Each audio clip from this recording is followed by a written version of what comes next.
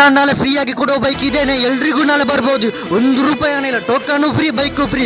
ಬರೀ ಅವಾಗಲೇ ಟೋಕನ್, ಅವಾಗಲೇ ಡ್ರಾ. ಏನಂತೀರಿ ನೀವು? ಕರ್ನಾಟಕದಲ್ಲಿ ಮೊದಲನೇದಾಗಿ ನಾವು ಮಾತ್ರವೇ ಕೊಡುವಂಥದ್ದು, ಅದು 3ನೇ ಬಾರಿ ಕೊಡ್ತಾ ಇದ್ದೇವೆ.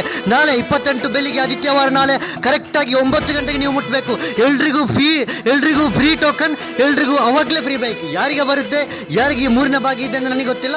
ಆದರೆ 25,000 ರೂಪಾಯಿ ಬೈಕನ್ನು ನಾಳೆ ಫ್ರೀಯಾಗಿ ಕೊಡ್ತಾ ಇದ್ದೇನೆ.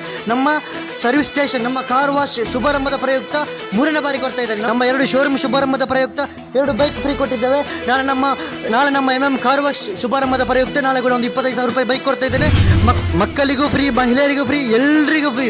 ಯಾರು ಬಂದರೂ ಟೋಕನ್ ಫ್ರೀ. ನಾಳೆ ನಮ್ಮ ಶುಭಾರಂಭಕ್ಕೆ ನಾವು ಕೂಡ ನಾಳೆ ಫ್ರೀ ಬೈಕ್.